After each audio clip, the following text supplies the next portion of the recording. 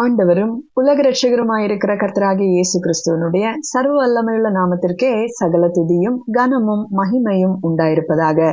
கிறிஸ்துவுக்குள் அன்பான தேவ பிள்ளைகளே, இந்நாளிலேயும் நாம் கர்த்தர் நம்மிடத்திலிருந்து எதிர்பார்க்கக்கூடிய ஒரு நல்ல குணாதிசயத்தை குறித்து நாம் பார்க்க போகிறோம். உத்தமம் என்ற காரியத்தை குறித்து நாம் பார்க்க போகிறோம். முதலாவது, நாம் கர்த்தரை பின்பற்றுகிறவர்களாய் இருக்கிறபடினாலே நம்முடைய தேவாதி தேவன் கர்த்தாதி கர்த்தர் நம்முடைய பிதாவானவர் எப்படி இருக்கிறார் என்பதை நாம் அறிந்து கொள்ள வேண்டும். அவரை போல அவருடைய சாயலாக நாம் மாறுவதற்காக தான் ஒவ்வொரு காரியங்களும் வேதத்திலே நமக்கு சொல்லப்பட்டிருக்கிறது. முதலாவது, அவர் எப்படி இருக்கிறார் என்று நாம் பார்க்கும் பொழுது சங்கீதம் 25வது அதிகாரம் அதுல 8வது வசனத்திலே கர்த்தர் நல்லவரும் உத்தமருமாய் இருக்கிறார் என்று வேதம் நமக்கு சொல்லுகிறது. அப்படி என்றால் அவர் சொல்லுகிற ஒவ்வொரு வார்த்தைகளிலேயும், அவருடைய இருதயத்தின் நினைவுகளிலேயும், அவருடைய ஒவ்வொரு செயல்களிலேயும் அவர் உண்மையும் உத்தமமுமாய் இருக்கிறதை நாம் பார்க்க முடியும். அவர் ஒரு வார்த்தை சொன்னால் அது ஆமேன் என்பதாக இருக்கிறது. அவர் வார்த்தைகளை மாற்றி பேசுகிற மனிதர்களைப் போல அல்ல. உண்மையாய் இருக்கிறார், உத்தமமாய் இருக்கிறார். எப்பொழுதும் எந்த ஒரு கரையோ திரையோ அல்லது ஒரு கபடான பேச்சோ அவரிடத்துல ஒரு நாளும் இருந்ததில்லை. அவர் அவ்வளவு உண்மையுள்ளவராக, அவருடைய ஆம் என்பது எப்பொழுதும் ஆம் தான். அவர் இல்லை என்று சொன்னால் அது இல்லை என்றுதான். ஆனா மனிதர்களாகிய நம்ம பலவிதமாய் பேசுகிறோம் இல்லையா? நம்ம பேசும்போது எப்படி பேசுறோம், அல்லது நம்முடைய செயல்களில அந்த உத்தமமான குணம் நம்மளிடத்துல இருக்கிறதா? எதிர்க்க நிற்கிற மனிதனால நம்மை முழுமையாய் நம்ப முடிகிறதா? ஒவ்வொரு காரியத்திலையும் நாம் மன உத்தமமாய் ஒவ்வொரு காரியங்களையும் செய்கிறோமா என்பதை நாம் அறிந்து கொள்ள வேண்டும். ஏனென்றால் உத்தமமாய் நடக்கிற எல்லாருக்கும் கர்த்தர் துணையாய் இருக்கிறார். உத்தமமாய் நடக்கிறவர்களுக்கு கர்த்தர் ஒரு பலனை வைத்திருக்கிறார். உத்தமமாய் நடக்கிறவர்களை கர்த்தர் பாவம் செய்ய விடுவதில்லை என்றெல்லாம் நாம் வேதத்திலே பார்க்க போகிறோம். அதனுடைய ஆழங்களை குறித்து நாம் நன்றாய் இந்த நாளிலேயும் கற்றுக்கொள்ள வேண்டும் என்பதுதான் இந்த செய்தியினுடைய முக்கியமான ஒரு காரியம். பாருங்கள், கர்த்தர் நல்லவரும் உத்தமருமாய் இருக்கிறார். அப்போ நாமும் அப்படி இருக்க வேண்டும் என்பதை புரிந்து கொள்ளுகிறோம். ஆதியாகமம் 17வது அதிகாரம் 1வது வசனத்திலே நாம் வாசிக்கும் பொழுது ஆபிரகாமினிடத்திலே கர்த்தர் அங்கே ஒரு காரியத்தை சொல்லுகிறார். நீ எனக்கு முன்னதாக நடந்து உத்தமனாய் இரு என்று கர்த்தர் சொல்லுகிறார். எந்த மனிதனும் உத்தமமாய் இருக்க வேண்டும் என்பதை கர்த்தர் விரும்புகிறவராயிருக்கிறார். பாவிகளை கூட கர்த்தர் தள்ளி விடுகிறது இல்லை. எந்த மனிதனும் தேவனை நோக்கி இவரெல்லாம் ஒரு கடவுளா, இவருக்கு கண் இல்லையா, மூக்கு இல்லையா, நான் கஷ்டப்படுறேனே, இதெல்லாம் பார்த்துட்டு சும்மாவா இருக்கிறாருன்னு கேட்கக்கூடிய அளவுக்கு அவர் ஒரு நாளும் விடுவதில்லை. மனிதன் வாய் இருக்கிறதுனால என்ன வேண்டுமானாலும் பேசக்கூடியவர்களா இருக்கிறார்கள். ஆனால் பாவிகளுக்கு கூட தம்முடைய வழியை காண்பிக்கிற தேவனாய் இருக்கிறார் என்று சங்கீதம் 25வது அதிகாரத்துல நாம் பார்க்கிறோம். சாந்த குணம் உள்ளவர்களை இந்த உலக மனிதர்கள் எப்படி நடத்துகிறார்கள் என்று பாருங்கள். ஏதாவது ஒரு தவறு ஒன்று அவர்களுக்கு எதிராக செய்யும் பொழுது அவர்கள் சாந்தம் உள்ளவர்களா இருக்கிறபடினாலே மேலும் மேலும் அவர்களை காயப்படுத்தி பேசுகிறதெல்லாம் நாம் இந்த உலகத்துல பார்க்கிறோம். ஆனா கர்த்தர் சாந்த குணம் உள்ளவர்களை எப்படி நடத்துகிறார் தெரியுமா? அவர் நியாயத்திலே நடத்துகிறார் என்று வேதம் நமக்கு சொல்லி தருகிறது. சாந்த குணம் உள்ளவர்களுக்கும் தமது வழியை போதிக்கிற தேவனாய் இருக்கிறார். அதே போல கர்த்தருடைய உடன்படிக்கையையும் அவருடைய சாட்சிகளையும் கை கொள்ளுகிறவர்களுக்கு அவருடைய பாதைகள் எல்லாம் கிருபையும் சத்தியவுமானவைகளாய் இருக்கிறது என்று நாம் பார்க்கிறோம். எவ்வளவு உத்தமமாய் இருக்கிறார் என்று பாருங்கள். நல்லவர்களுக்கும் சரி, பாவத்தை செய்து கொண்டிருக்கிறவர்களுக்கும் சரி, தம்முடைய வழிகளை அவர் காண்பிக்காமல் இருப்பது இல்லை. ஏதாவது ஒரு விதத்துல, ஏதாவது ஒரு மனிதன் மூலமாக கர்த்தர் தம்முடைய சத்திய வழிகளை அவர்களுக்கு காண்பிக்கிற தேவனாக தான் இருக்கிறார். அதனால் நாம் எந்த விதத்திலையும் கர்த்தரை பார்த்து கேள்வி எல்லாம் கேட்டுவிட முடியாது. ஆனாலும் சில சோதனைகள் நமக்கு அனுமதிக்கப்பட்டிருக்கிறது. எதற்காக என்று நாம் பார்க்கும் பொழுது, ஒரு சோதனையின் வழியில நம்ம நடக்கும் போதுதான் நம்முடைய குணாதிசயங்கள் எல்லாம் மாறி போகும். அந்த கஷ்டமான சூழ்நிலையில அநேகர் தேவனை தள்ளி பேசுகிறதை நாம் பார்க்கிறோம். அதாவது அவரை விட்டு விலகுகிறதை நாம் பார்க்கிறோம். அல்லது அவரை பேதுரு பண்ணினது போல 3 தரம் மறுதலித்தார்களே, அதே போல ஏதாகிலும் ஒரு காரியம் நாமும் செய்து விடக்கூடும். ஆனால் ஆனால் பாருங்கள், வேதம் என்ன சொல்லுகிறது? யாக்கோபு 1:12 நாம் வாசிக்கும் பொழுது, சோதனையை சகிக்கிற மனுஷன் பாக்கியவான், அவன் உத்தமனென்று விளங்கின பின்பு. பாருங்கள், எப்படி இந்த சோதனைக்கு மத்தியில நாம் எப்படி விளங்க வேண்டும் என்று கர்த்தர் விரும்புகிறார். உத்தமனென்று விளங்கின பின்பு என்று வசனம் சொல்லுகிறதே. அப்படின்னா உத்தமமாய் அந்த சோதனைகளுக்கு மத்தியிலையும் நாம் நடந்து கொள்வோமே என்றால், அதாவது அதற்கு அர்த்தம் என்னன்னா, எந்த சூழ்நிலை வந்தாலும், என்ன கஷ்டங்கள் வந்தாலும், எது மத்தியில நான் நின்றாலும் நான் கர்த்தரை மறுதலிக்க மாட்டேன். நான் கர்த்தருக்கு கண் இருக்கா, மூக்கு இருக்கா, வாய் இருக்கா, இவரெல்லாம் ஒரு கடவுளா என்று வேண்டாத பேச்சுகள் என்னுடைய வாயிலே நான் பேசுவதற்கு நான் என்னை அனுமதிக்க மாட்டேன். எனக்கு அவர் இன்னார் என்று தெரியும். என்ன கஷ்டமும் என்னுடைய வாழ்க்கையில வரட்டும், அவருக்கு தெரியாம ஒன்றும் எனக்கு வருகிறதில்லை. ஏன்? அவர் என்னுடைய தேவனாயிருக்கிறார். இப்போ நமக்கு ஒரு சில மனிதர்கள் மீது நமக்கு ஒரு நம்பிக்கை இருக்கும். என்னுடைய தகப்பன் எனக்கு இப்படி செய்ய மாட்டார், என்னுடைய தாய் எனக்கு இப்படி செய்ய மாட்டாங்க, எனக்கு விரோதமா என்னுடைய தம்பியோ அல்லது என் தங்கச்சியோ எனக்கு செய்ய மாட்டாங்கன்றது மனிதர்களை நம்புகிறோமே. ஆனால் கர்த்தரை நாம் நம்புகிறோமா? அவர் எனக்கு இந்த தீங்கு வரவிட்டதற்கு ஒரு காரணம் இருக்கிறது, அனுமதித்ததுக்கு ஒரு காரணம் இருக்கிறது. என்னிடத்தில் ஏதோ ஒன்று சரியில்லாதது இருக்கலாம், அதை சரிப்படுத்துவதற்கு கர்த்தர் இந்த காரியத்தை செய்திருக்கலாம். அல்லது இந்த சூழ்நிலைக்கு மத்தியிலையும் நான் உத்தமமாய் நடக்க வேண்டும் என்று கர்த்தர் விரும்புகிறார். ஏன்? நாளைக்கு யாரும் நமக்கு விரோதமாக ஒரு புகார் அங்க கொண்டு போய் கொடுக்கவே முடியாது. கொடுத்தால் கர்த்தர் இந்த காரியத்தை வைத்து அவர்களுக்கு நிரூபித்து காட்டுவார். பார், என்னுடைய மகன், என்னுடைய மகள் இப்படிப்பட்ட சூழ்நிலை வந்த போதும் கூட என்னை மறுதலிக்கவில்லை, என்னை விட்டு விலகவில்லை, என்னிடத்திலிருந்து ஓடி போகவில்லை என்று அவர் சந்தோஷமாக, பாருங்கள், உண்மையும் உத்தமம் உள்ள ஊழியக்காரனே, கொஞ்சத்திலே நீ உண்மையுள்ளவனாயிருந்தால் அநேகத்தின் மீது நான் உன்னை அதிகாரியாக வைப்பேன் என்று சொல்லி உன் எஜமானனுடைய சந்தோஷத்துக்குள் நீ பிரவேசி என்று கர்த்தர் சொல்லுகிறார். அப்போ அவருடைய அந்த சந்தோஷத்துக்குள்ள நாம் பிரவேசிக்கிற அந்த நாளிலே நம்மை பார்த்து கர்த்தர் சொல்ல வேண்டும், உண்மையும் உத்தமமும் உள்ள ஊழியக்காரனே, உண்மையும் உத்தமமாய் நடந்த என் மகளே, என் மகனே என்று அவர் நம்மை வரவேற்கும் வண்ணமாக நம்மிடத்துல இருக்கிறதா என்பதை அவர் ஆராய்ந்து பார்ப்பார். அவர் இருதயங்களை ஆராய்ந்து பார்க்கிற தேவனாய் இருக்கிறார். பாருங்கள், சோதனையை சகிக்கிற மனுஷன் பாக்கியவான், அவன் உத்தமன் என்று விளங்கின பின்பு கர்த்தர் தம்மிடத்தில் அன்பு கூறுகிறவர்களுக்கு, அந்த சோதனை மத்தியில நாம் அவரிடத்தில் அன்பு கூறுகிறோம் என்பதை அவருக்கு புரிந்து கொள்ளும் வண்ணமாக நாம் நடந்து கொள்ள வேண்டியது இருக்கிறது. பாருங்கள், அன்பு கூறுகிறவர்களுக்கு வாக்குத்தத்தம் பண்ணின ஜீவ கிரீடத்தை பெறுவான். ஒரு பலன் அவர் நமக்காக வைத்திருக்கிறார். உத்தமமாய் நடக்கும் பொழுது கர்த்தர் எல்லா காரியத்தையும் நமக்கு செய்து தருகிறதை பார்க்கிறோம். அடுத்தது என்ன தெரியுமா? பாவம் செய்யாமல் கர்த்தர் நம்மை தடுப்பார்.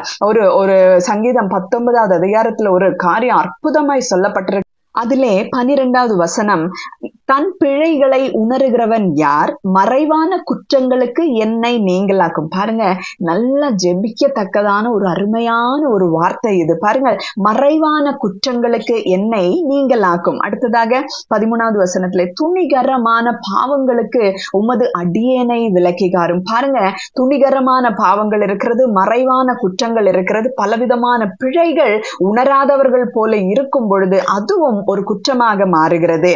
அடுத்ததாக என்ன? அவைகள் என்னை ஆண்டு கொள்ள ஒட்டாதிரும். எது? துணிகரமான பாவங்கள், அதே போல மறைவான குற்றங்கள், பிழைகள், இது எதுவுமே என்னை ஆண்டு கொள்ள ஒட்டாதிரும் என்று ஒரு ஜெப குறிப்பை போல.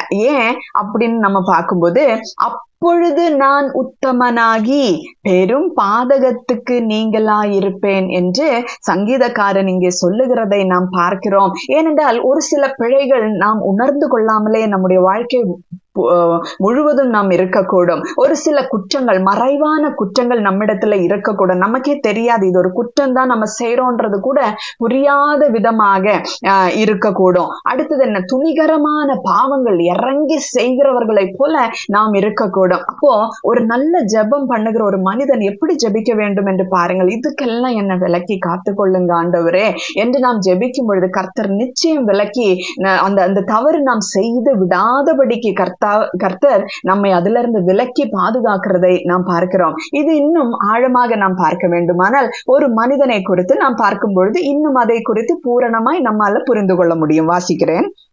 ஆதியாகமம் 20வது அதிகாரம் 2ஆம் வசனம். அங்கே ஆபிரகாம் தன் மனைவியாகிய சாராளை தன் சகோதரி என்று சொன்னதினாலே கேராகின் ராஜாவாகிய அபிமெலேக்கு ஆள் அனுப்பி சாராளை அழைப்பித்தான். தேவன் இரவிலே அபிமெலேக்குக்கு சொப்பனத்திலே தோன்றி, நீ அழைப்பித்த ஸ்திரீயின் நிமித்தம் நீ செத்தாய், அவள் ஒருவனுடைய மனைவியாய் இருக்கிறாளே என்றார். 4வது வசனத்திலே அபிமெலேக்கு அவளை சேராதிருந்த. ஆகையால் அவன், ஆண்டவரே, நீதியுள்ள ஜனங்களை அழிப்பீரோ? இவள் தன் சகோதரி என்று அவன் என்னோட சொல்லவில்லையா? அவன் தன் சகோதரன் என்று இவளும் சொன்னாலே, உத்தம இருதயத்தோடும் சுத்தமான கைகளோடும் இதை செய்தேன் என்று சொன்னான். பாருங்கள், இங்கே ஒரு மனிதன் உத்தமனாக இருக்கிறான். அவனுடைய பேர் என்ன? அபிமெலேக்கு. இங்க பாருங்க, அவனுக்கு இந்த காரியம் புரியவில்லை. ஏற்கனவே ஆபிரகாமும் சாராளும் இந்த விஷயத்துல ஒத்து போனவர்களை போல, அதாவது நீ மிகவும் அழகுள்ளவளாய் இருக்கிறாய், ஆதலால் நீ போகும் இடத்துல யாராவது என்னை கொலை செய்யக்கூடும், ஆகையால் யாரு கேட்டாலும் நீ நான் உனக்கு சகோதரன் என்று சொல்ல வேண்டும் என்று முதலாவதே ஆபிரகாம் சொல்லி வைத்தபடியினாலே சாராளும் இந்த இடத்துல அதே காரியத்தை அபிமெலேக்கின் இடத்துல சொல்லுகிறதை பார்க்கிறோம். ஆதலால் இப்படிப்பட்ட ஒரு காரியம் அவர்களுடைய வாழ்க்கையில நேரிடுகிறதை நாம் பார்க்கிறோம். ஆனால் அபிமெலேக் எப்படி இருக்கிறார்? இதுல அவர் எந்த பிழையும் செய்யல, இதுல எந்த ஒரு குற்றமும் அவராய் அதுல செய்யவில்லை. பாருங்கள், அவர் உத்தமமாய் கைகள் சுத்தமாய் இந்த காரியத்தை செய்திருக்கிறேன் என்று தேவனிடத்திலேயே டைரக்டாக பேசக்கூடிய அளவுக்கு அவர் உத்தமமாய் இந்த காரியத்துல நடந்து கொண்டிருக்கிறார். ஆனால் நீங்க யோசித்து பார்த்தீங்களா? ஏதேன் தோட்டத்துல கர்த்தர் இதே போலதான் ஒரு காரியத்தை சொல்லுகிறார். அந்த பழத்தை நீங்க சாப்பிடுகிற நாளிலே சாகவே சாவீர்கள் என்று சொன்னார்கள். ஆனால் அவர்கள் என்ன செய்தார்கள்? அந்த காரியத்துல மீறி விடுகிறதை நாம் பார்க்கிறோம். ஆனா இங்கே ஆண்டவர் அபிமெலேக்கை தடுக்கிறதை நாம் பார்க்கிறோம். சொப்பனத்திலே தோன்றி அவர் இந்த காரியத்தை மிகவும் அழகாக அபிமெலேக்கினிடத்துல சொல்லுகிறதை நாம் பார்க்கிறோம், எச்சரிக்கிறதை நாம் பார்க்கிறோம். அவன் அந்த பாவத்தை செய்யாதபடிக்கு அவனை தடுக்கிறதை நாம் பார்க்கிறோம். இதுதான் அன்பானவர்களே, நாம் உத்தமமாய் ஒரு காரியத்தை செய்யும் பொழுது கர்த்தர் நமக்காக வந்து நிற்பார். அவர் நமக்கு எச்சரிக்கை சொல்லுவார், இப்படி செய்யாத, இந்த காரியத்தை நீ செய்தாயினா மிகவும் ஆபத்தான ஒரு காரியம் உனக்கு வந்துவிடக் கூடும் என்பதை நம்மோடு இடைபடுகிற தேவனாய் இருக்கிறார். பாருங்கள், அவன் என்ன கேட்கிறான் என்று பாருங்கள். நீதியுள்ள ஜனங்களை நீர் அழிப்பீரோ என்று கேட்கிறார். இவர் ஆண்டவர் சொல்லுகிறார், நான் என்ன சொல்லுகிறார் என்று பாருங்கள். அதிலே 6வது வசனம், அப்பொழுது தேவன், உத்தம இருதயத்தோடு நீ இதை செய்தாய் என்று நான் அறிந்திருக்கிறேன். ஓ அபிமெலேக்கே, நீ இந்த காரியத்தை உத்தமமாய் செய்திருக்கிறாய் என்பதை நான் அறிந்திருக்கிறேன். நீ எனக்கு விரோதமாக பாவம் செய்யாதபடிக்கு உன்னை தடுத்தேன். எனக்கு விரோதமாக. பாருங்கள், தேவன் எப்படி இடைபடுகிறார் என்று பாருங்கள். அபிமெலேக்கே, நீ எனக்கு விரோதமாக ஒரு பாவம் செய்யக்கூடும்பா. நீ சாராளை தொட்டாய் என்றால், அல்லது சாராளோட ஏதாகிலும் ஒரு காரியம் நடந்ததென்றால், நீ எனக்கு விரோதமாக பாவம் செய்தது போல ஆகும் என்பதனாலேயே கர்த்தர் இந்த இடத்துல தடுக்கிறார். ஆனால் ஏதேன் தோட்டத்துல தடுக்கக்கூடிய ஒரு காரியம் அங்க வரவில்லை. ஏன் தெரியுமா? சாத்தான் வந்து பொய் சொன்ன பொழுது, இங்கே ஆபிரகாம் பொய் சொல்லவில்லை. அவள் உண்மையிலுமே ஒரு சகோதரி, அதாவது எப்படின்னா ஒரே அப்பா, அதனால சகோதரியாக இருக்கிறாள் உண்மையிலே. ஆனா அங்க பிசாசானவன் அங்கே தந்திரமாய் ஒரு பொய்ய சொன்னதுனாலே ஆதாமோ ஏவாளோ தேவனிடத்துல இப்படி சாத்தான் வந்தான், தந்திரமா இப்படி பேசி இருக்கிறான், அவன் சொன்னா எங்க கண்ணு திறக்கும்னு சொல்லி இருக்கிறான், சாக மாட்டீங்கன்னு சொல்லி இருக்கிறான், இதெல்லாம் மெய்தானா, ஏன் இப்படி எங்க கிட்ட வந்து சொன்னான்ற ஒரு வார்த்தை அபிமெலேக்கு இங்க டைரக்டாக ஆண்டவரிடத்துல நீதியுள்ள ஜனங்களை அழிப்பீரோ என்று கேட்டது போல அவர்கள் அங்கே கேட்கவில்லை. ஏன்? அவர்களுடைய இருதயத்துல அந்த ஆசை கர்ப்பம் தரித்தது. ஆதலால் அந்த காரியத்தை அவர்கள் தைரியமாய் அந்த இடத்துல நடப்பித்தார்கள், பாவத்திலே விழுந்தார்கள். ஆனால் இங்கே அபிமெலேக்கோட கர்த்தர் இடைப்பட்ட பொழுது அபிமெலேக் அந்த காரியத்தை செய்யாமல் இருக்கிறதை நாம் பார்க்கிறோம். 4வது வசனத்துல பாருங்க, அபிமெலேக்கு அவளை சேராதிருந்தான், ஆகையால் அவன், ஆண்டவரே, நீதியுள்ள ஜனங்களை அழிப்பீரோ என்று கேட்கிறார். பாருங்கள், தேவன் சொன்னதுனால அவன் அந்த தவறு செய்யாமலே உத்தமமாய் நடக்கிறதை நாம் பார்க்கிறோம். பாருங்க 6வது வசனத்துல, அப்பொழுது தேவன், உத்தம இருதயத்தோடு நீ இதை செய்தாய் என்று நான் அறிந்திருக்கிறேன், நீ எனக்கு விரோதமாக பாவம் செய்யாதபடிக்கு உன்னை தடுத்தேன், ஆகையால் நீ அவளை தொட நான் உனக்கு இடம் கொடுக்கவில்லை. இல்லை. ஆனா அவர்களோ அங்கே அந்த பழத்தை தொட்டதுமன்றி அவர்கள் அதை சாப்பிட்டதையும் நாம் பார்க்கிறோம். இங்கே அப்படி இல்லை, வித்தியாசமான ஒரு காரியம் நடக்கிறது. உத்தம இருதயம், அதுதான் இங்க முக்கியமான ஒரு காரியம். 7வது வசனத்திலே, அந்த மனுஷனுடைய மனைவியை அவனிடத்திற்கு அனுப்பிவிடு, அவன் ஒரு தீர்க்கதரிசி, நீ பிழைக்கும்படிக்கு அவன் உனக்காக வேண்டுதல் செய்வான். நீ அவளை அனுப்பி விடாதிருந்தால் நீயும் உன்னை சேர்ந்த யாவரும் சாகவே சாவீர்கள் என்று அறிவாயாக என்று சொப்பனத்திலே அவனுக்கு சொன்னார். பாருங்கள், ஏதேன் தோட்டத்துல ஆதாமினிடத்திலும் ஏவாளிடத்திலும் சொன்னதென்ன? நீங்கள் அதை புசிக்கும் நாளிலே சாகவே சாவீர்கள் என்று கர்த்தர் சொன்னார். அதே காரியத்தை போல நீ சாராளை விட்டு விடவில்லை என்றால், திருப்பி அனுப்பி விடவில்லை என்றால், நீ சாகவே சாவாய், நீங்க எல்லாரும் சாகவே சாவீர்கள் என்று கர்த்தர் இங்கே சொல்லுகிறார். ஆனால் அபிமலைக்கு எப்படி இருக்கிறார் என்று பாருங்கள். அபிமலைக்கு அதிகாலையில் எழுந்து தன் ஊழியக்காரரை எல்லாம் அழைப்பித்து இந்த சங்கதிகள் எல்லாம் அவர்கள் கேட்கும்படி சொன்னான். அந்த மனுஷர் மிகவும் பயந்தார்கள். ஆபிரகாமினிடத்திலே ஒரு சில கேள்விகளை கேட்டு, ஏன் நீ இப்படி செய்தாய், ஏன் இப்படி பொய் சொன்னாய் என்றெல்லாம் கேட்டுவிட்டு கடைசியில இந்த தேசமெல்லாம் உங்களுக்கு முன்னதாக இருக்கிறது என்று சொல்லி உன் பார்வைக்கு சம்மதியான இடத்திலே குடியிரு என்று சொல்லுகிறதையும் நாம் பார்க்கிறோம். பாருங்கள், இதுதான் நாம் சங்கீதத்துல வாசித்தோம். அதாவது, பாவம் செய்யாதபடிக்கு கர்த்தாவே எங்களை நீங்க விலக்கி காத்தருளும், அப்பொழுது நான் உத்தமனாகி என்று வேதத்துல சொல்லுகிறது போல இங்கே உத்தமமாய் ஒரு மனிதன் நடந்தபடினாலே கர்த்தர் அவன் பாவத்திலே விழாதபடிக்கு ஒரு எச்சரிப்பு சொப்பனத்திலே கொடுத்து அதன்படி அப்படியே அபிமலைக்கு நடந்து கொண்டபடினாலே அவனும் அவனுடைய வீட்டாரும் பிழைக்கிறதை நாம் பார்க்கிறோம். ஏனென்றால் இந்த காரியத்தின் நிமித்தமாக அபிமலேக்கின் வீட்டார்களிடத்துல கர்த்தர் அவர்களுடைய கர்ப்பத்தை அடைத்து வைத்தார் என்பதை நாம் பார்க்கிறோம். அதெல்லாம் பிற்காலத்திலே மாறுகிறதை நாம் பார்க்கிறோம். இப்படிப்பட்ட நன்மையான ஒரு காரியத்தை கர்த்தர் செய்திருக்கிறார்.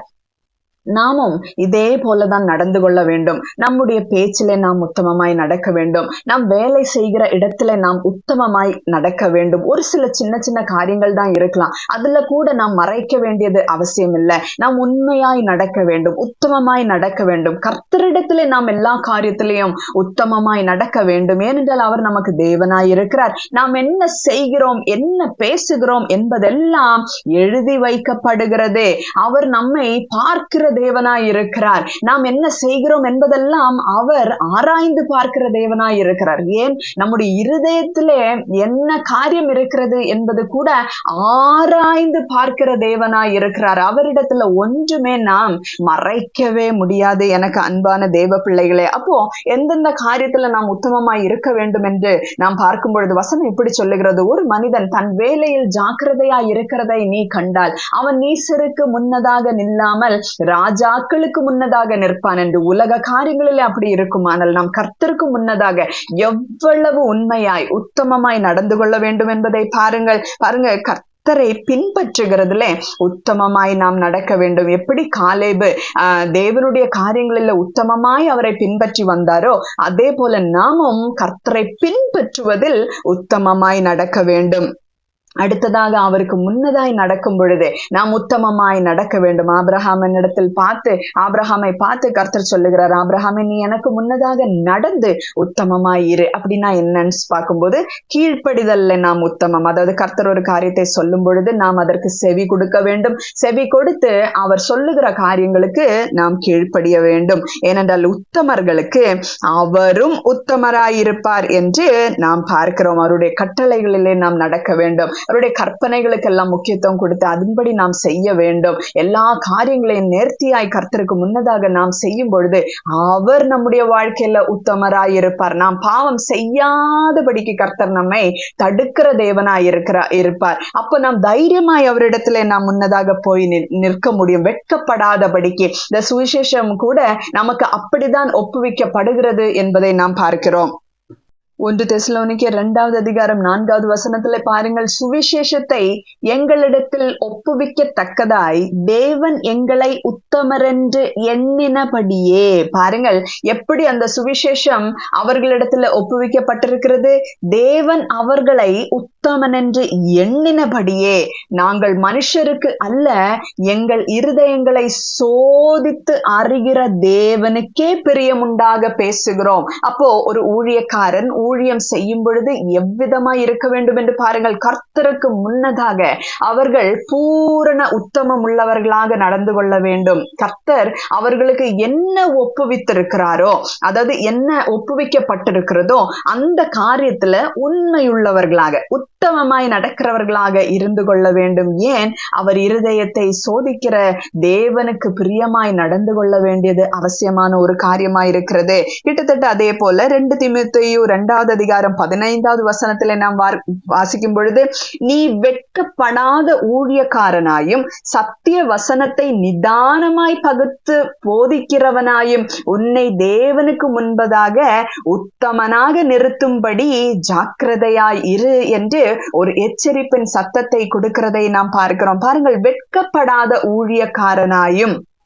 தேவன் நம்மை காண்கிற அந்த நாளிலே, நம்முடைய வேலையா இருந்தாலும் நம்ம ஒரு குடும்பத்துல இருந்தாலும் சரி, அந்த நாளில அவருக்கு முன்னதாக வெட்கப்பட்டு தலை குனிந்து நிற்கிற விதமாக நாம் இருந்து விடக்கூடாது.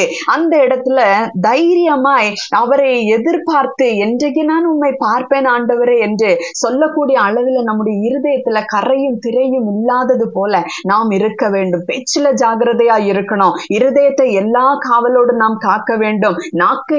நாவை காக்க வேண்டியது இருக்கிறது. என்ன பேசுகிறோம், எப்படி பேசுகிறோம், உள்ளத்துல என்ன வைத்து கொண்டு நாம் அந்த காரியத்தை பேசி இருக்கிறோம் என்பதெல்லாம் கர்த்தர் ஆராய்கிறபடினாலே அவரை நாம் சந்திக்கிற அந்த நாளிலே வெட்கப்படாமல் நாம் இருக்க வேண்டும். பாருங்கள், இங்க என்ன போடப்பட்டிருக்கிறது?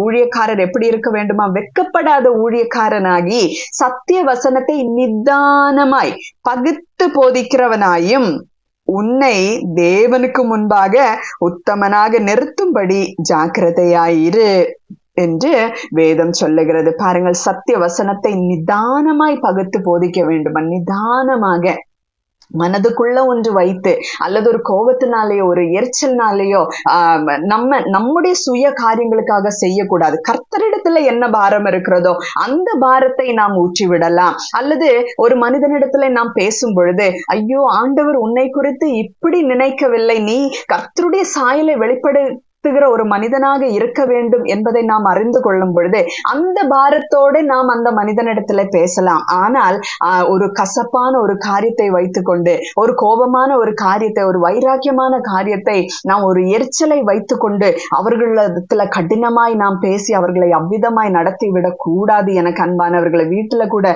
நாம் பிள்ளைகளிடத்துல பேசும் பொழுது, கணவனிடத்துல பேசும் பொழுது, மனைவியின் இடத்துல பேசும் பொழுது, மாமியார் மாமனார் இடத்துல பேசும் பொழுது, அப்பா அம்மாவின் இடத்துல பேசும் பொழுது, சகோதர சகோதரிகளிடத்துல நாம் பேசும் பொழுது எவ்விதமாய் இருக்கிறோம்? வார்த்தை இப்படி சொல்லுகிறது தம்பி, வார்த்தை இப்படி பேசுகிறது தங்கச்சி, அதுல நீங்க இப்படி நடங்கன்னு நம்ம சொல்லி அவர்களுக்கு அந்த காரியங்களை போதித்து நாம் அவர்களை சத்தியத்திலே நடத்த வேண்டும். எனக்கு அன்பானவர்களை, சத்தியத்தை தெரிந்த பிள்ளைகளாய் விசுவாசிகளாய் நாம் இருக்கும் பொழுது நம் வீட்டிலே நாம் இப்படிதான் நடந்து கொள்ள வேண்டும். நம் வேலை செய்கிற இடத்திலையும் நாம் அவ்விதமாய் தான் நடந்து கொள்ள வேண்டும் என்று இந்த நாளிலே சொல்லுகிறேன். அன்பானவர்களே, நாம் உத்தமர்களாய் நடக்கும் பொழுது கர்த்தரும் உத்தமராய் இருக்கிறார் என்று வேதம் நமக்கு சொல்லி தருகிறது.